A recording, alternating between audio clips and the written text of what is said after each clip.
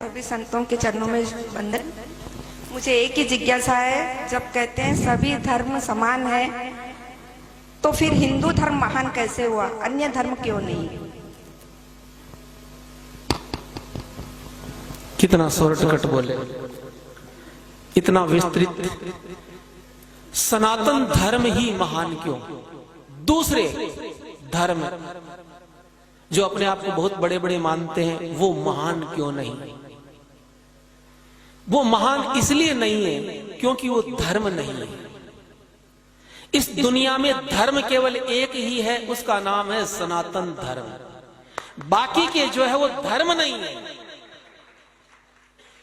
वो पंथ भी नहीं है। पंथ तो केवल सनातन धर्म से जो निकले वो है, जैसे कि जैन है, बौद्ध है, सिख है, ये हमारे पंथ है, ये शाखाएं हैं। लेकिन जिनकी तरफ इशारा वो करना चाहते थे, मैं करूंगा, ईसाई और इस्लाम, ये महान क्यों नहीं? क्योंकि ये धर्म नहीं है। इस्लाम मजहब है। कुरान मजीद में कुरान शरीफ नहीं लिखा गया है, शरीफ तो आप बोलते हो। जब मैं कुछ वर्णन करूंगा तो पता चलेगा कितनी शराफत है वहां पर। उसका नाम है कुरान मजीद। उसमें कहीं पर भी इस्लाम धर्म नहीं, मजहब है। और ईसाई को रिलीजन बोला जाता, वो रिलीजन है, वो भी धर्म नहीं है। इस्लाम को मजहब बोला गया। मजहब का मतलब मजे लेने वाला हब। आप कहते हो ना कि ये एजुकेशन का हब, गोलगप्पे खाने का हब, तो ऐसे ही जहां केवल जिंदगी का मकसद मजा लेना, येन तेन प्रकारेण, तो मजहब, वो धर्म नहीं है। धर्म किसे कहते हैं? धर्म उसको कहते हैं धारयति यतो धर्म है। जो धारण करने के लायक होता है वो धर्म कहलाता है, और जो धारण करने के लायक नहीं होता उसको धर्म नहीं कह सकते। कई बातें ऐसी होती है जो मानने के लायक नहीं होती, हर बात मानने जैसी थोड़ी होती। तो दुनिया की हर चीज धारण करने योग्य नहीं होती। बहुत सी बुराइयां होती है, उनको हम धारण नहीं कर सकते ना। हम अच्छाइयों को ही धारण कर सकते हैं ना। इसी तरह जो चीज मानने जैसी हो, जो धारण करने के लायक हो, वो धर्म कहलाती है। और जो धारण करने लायक नहीं होता फिर भी लोग उसको करते, वो अधर्म कहलाता है। इतना ही फर्क है। जो धारण करने योग्य नहीं है, किसी को परेशान करना, किसी को बिना कारण मारना, शराब पीना, जुआ खेलना, किसी का धन हरण करना, ये धारण करने लायक नहीं है ना, इसलिए ये अधर्म है। तो सनातन धर्म में जो कुछ भी है वो सब का सब धारण करने के लायक है। लेकिन ईसाई और इस्लाम में धारण करने के लायक मानने जैसा कुछ भी नहीं है। अब मैं बिल्कुल प्रामाणिक रूप से आपको कट टू कट मैं जो कुछ भी बोलूंगा, कुछ भी मनगढ़ंत नहीं बोलूंगा। जो शास्त्र में लिखा बिल्कुल वो बोलूंगा। सनातन धर्म ही महान क्यों, वो महान क्यों नहीं? सबसे पहला कारण, केवल मुख्य 7-8 कारण गिनाऊंगा, मेरे पास 1000 कारण है। केवल सनातन धर्म ही महान क्यों? मैं सनातन धर्म को मानता हूं इसलिए मेरे लिए महान है ना, उसके कारण। सबसे पहला कारण, सनातन धर्म की स्थापना साक्षात भगवान नारायण ने की, लेकिन ईसाई और इस्लाम की स्थापना कुछ मनुष्यों ने की। तो जो भगवान की बनाई हुई चीज है वो ज्यादा महान होती या मनुष्यों की बनाई हुई? नंबर 1 कारण। दूसरा कारण, केवल सनातन धर्म है जो ये मानता है ममई वांशो जीवलोके जीवभूत है सनातन है। केवल सनातन धर्म ही ये कहता है कि हर जीव, हर प्राणी में ईश्वर का निवास है। रामचरितमानस में उत्तरकांड में तुलसीदास जी ने ठीक गीता के इसी श्लोक को उद्धृत किया। ईश्वर अंश जीव अविनाशी, ईश्वर अंश जीव अविनाशी, चेतन अमल सहज सुख राशि, चेतन अमल सहज सुख राशि। भगवान कृष्ण गीता में क्या कहते हैं? ममय वांशो जीव लोके। आप थोड़ा ध्यान देना, इस दुनिया में जितने जीव हैं उनमें मेरा निवास है। भगवान कहते हैं सनातन धर्म में हर जीव में, कण कण में मैं समाया हुआ हूं। हर जीव में, हमारे हर ग्रंथ में आपको ये लिखा मिलेगा, हर प्राणी में ईश्वर का निवास है। आप ध्यान देना। लेकिन इस्लाम की कुरान मजीद और ईसाइयों की बाइबिल में कहीं पर भी ये लिखा हुआ नहीं है कि हर मनुष्य में भगवान है। कुरान में एक लाइन कोई मुझे निकाल के बता दे जहां यह लिखा हुआ हो कि हर इंसान में अल्लाह है। किस बाइबल में एक पंक्ति ऐसी नहीं है कि वहां लिखा हुआ हो कि हर मनुष्य में गॉड है। ना, वहां लिखा केवल हमारे में भी भगवान नहीं है। भगवान किसी में है ही नहीं, वो ऐसा मानते हैं। वो कहते हैं कि भगवान ने पूरी दुनिया बनाई, अल्लाह ने पूरी दुनिया बनाई, गॉड ने पूरी दुनिया बनाई, लेकिन पूरी दुनिया के अंदर हर जीव में वो रहते नहीं है। तो वो फिर कहां रहते हैं? बोले वो सातवें आसमान में रहते हैं, पता नहीं क्या करते हैं वहां बैठे बैठे। और सनातन धर्म कहता है कि भगवान हर प्राणी में, हर मनुष्य में निवास करते हैं, इसलिए सनातन धर्म महान है। तीसरा कारण, केवल हिंदू धर्म में, केवल सनातन धर्म के ग्रंथों में यह बात लिखी गई है, सर्वे भवन्तु सुखिनः, सर्वे सन्तु निरामया, सर्वे भद्राणि पश्यन्तु मां कश्चित् दुःख भाग भवेत्।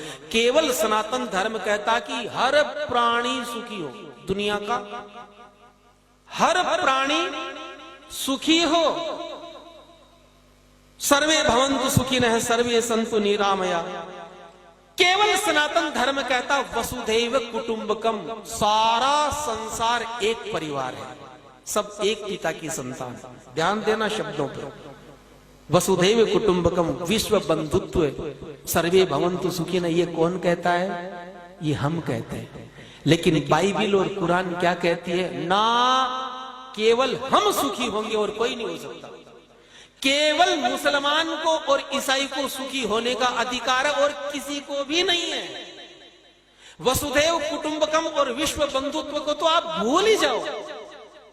चलो विश्व बंधुत्व मत मानो, कोई बात नहीं, लेकिन वो कहते हैं कि केवल मुसलमान सुखी होगा, केवल मुसलमान ही जन्नत में जाएगा, और जितनी जातियां हैं दुनिया की सब नरक में जाएगी। और ऐसा ही ईसाई कहते हैं। बाइबिल और कुरान में केवल भाषा का फर्क है, वो इंग्लिश में है, ये अरबी में है।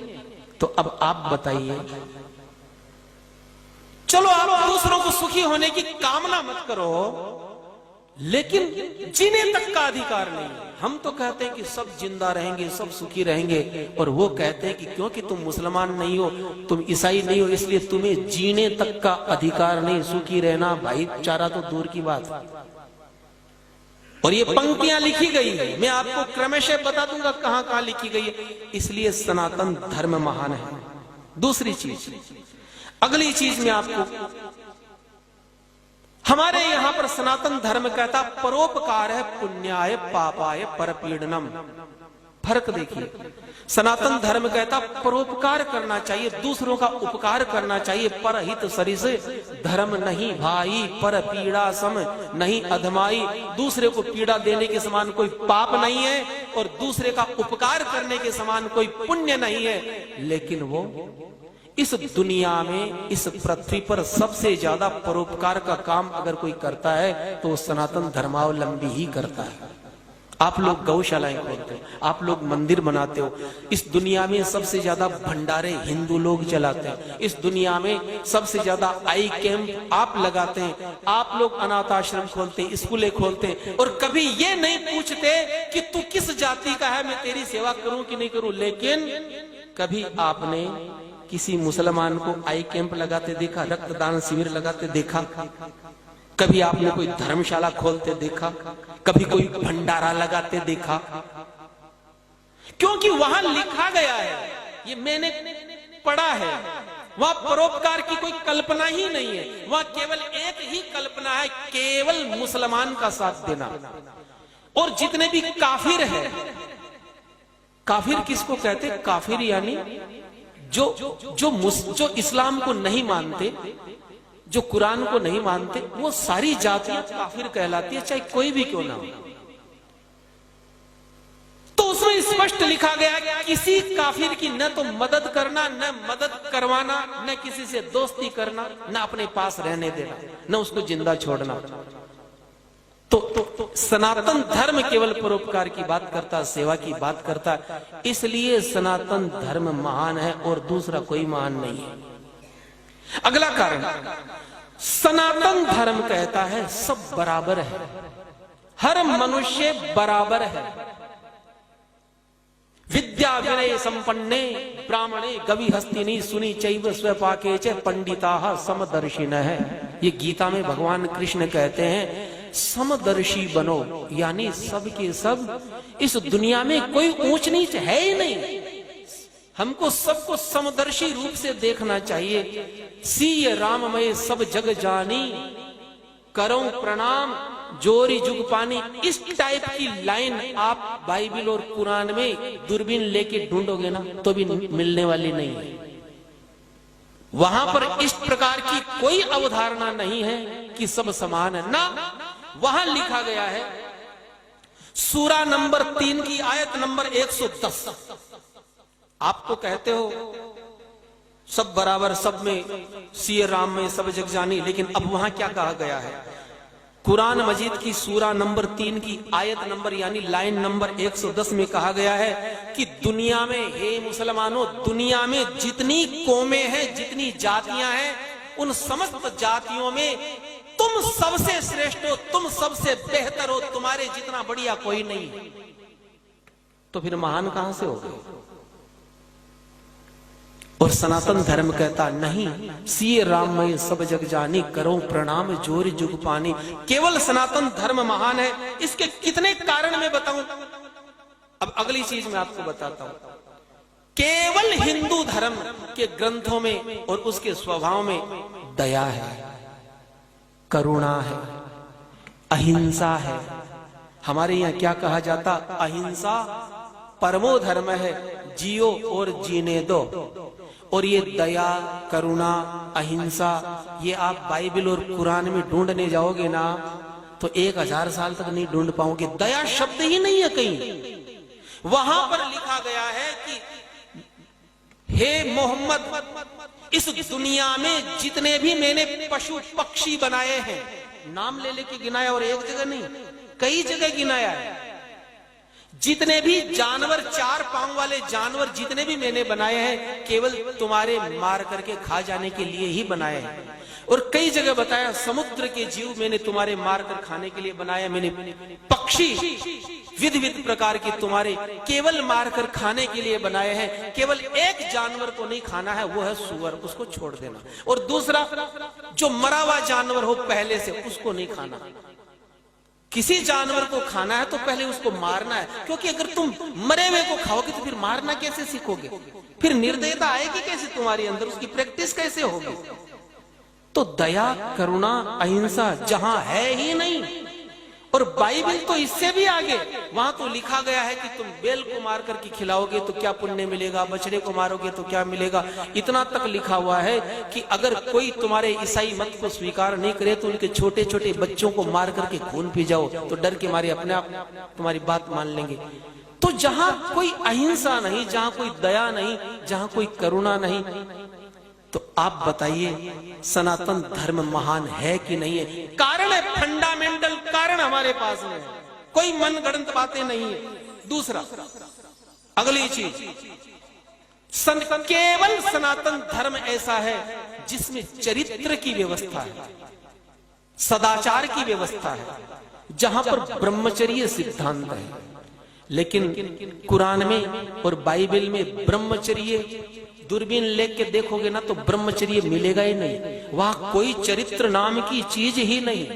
वहां पर तो अब मैं वो सारे शब्द आपके सामने बोल नहीं सकता। चरित्र, सदाचार, ब्रह्मचर्य तो कहीं शब्द तक नहीं मिलेगा आपको।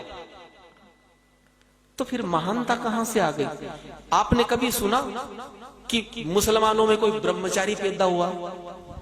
हमारे हिंदू धर्म में हनुमान जी, परशुराम जी, भीष्म पितामह, अभी भी ब्रह्मचारियों की कमी नहीं है।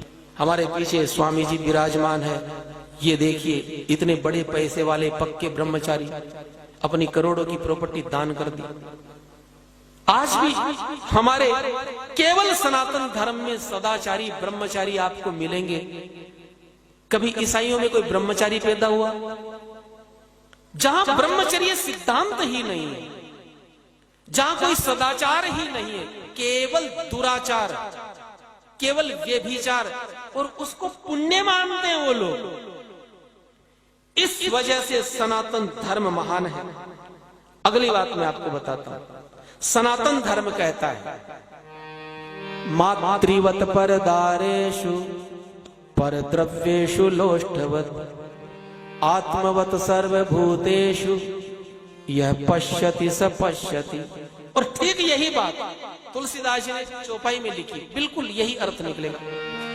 जननी समझानहि पर नारी धनु परावे बिसते बिसधारी। सिया राम। सनातन धर्म कहता है मातृवत परदारेषु, पराई स्त्री को अपनी माता के रूप में देखना है, पराये धन को जहर समझना, उसको लेने की कोशिश नहीं करनी। सनातन धर्म कहता है जननी समझानहि पर नारी, पर नारी को अपनी मां माने, उसको मां के रूप में देखे।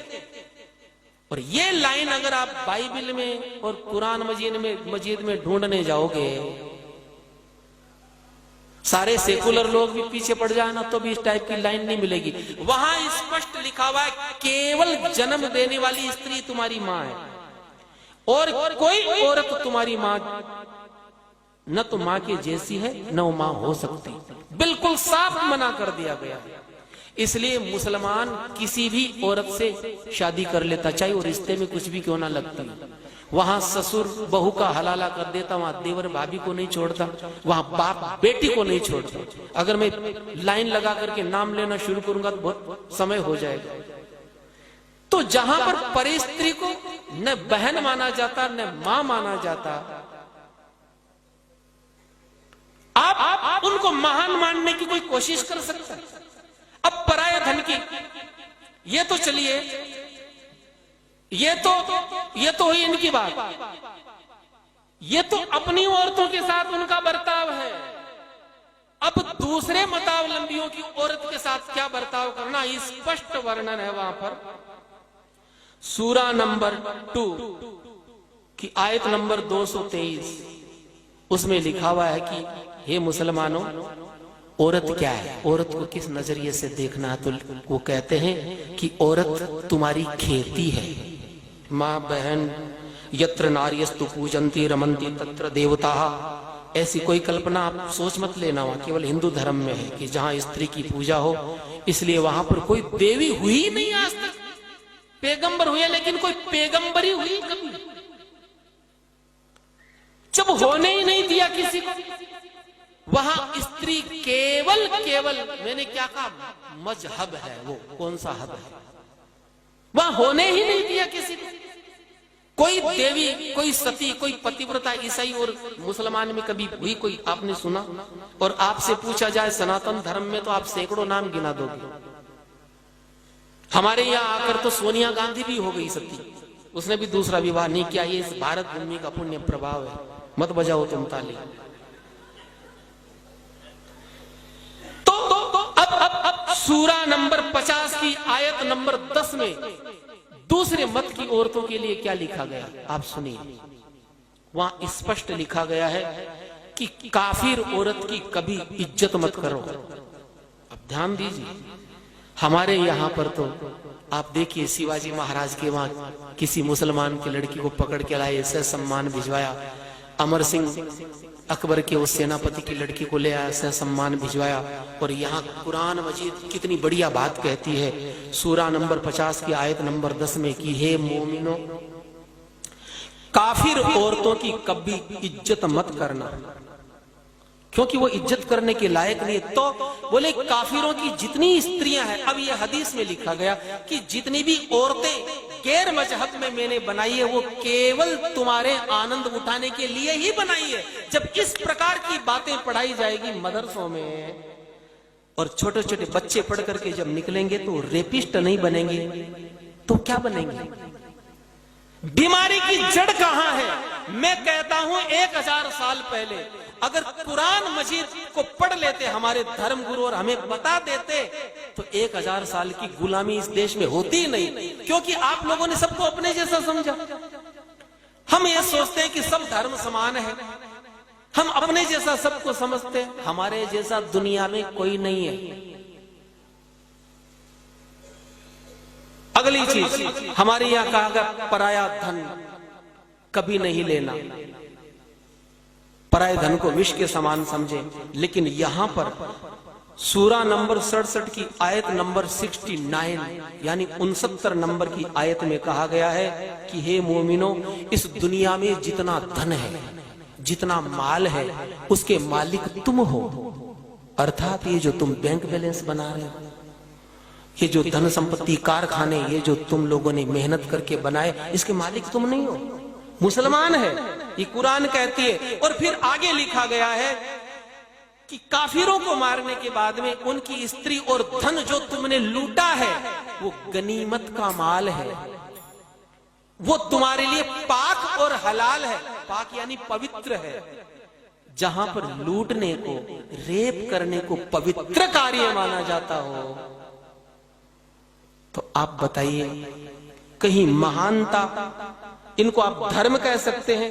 इसलिए सनातन धर्म महान है। जय श्री राम। अगला प्रश्न।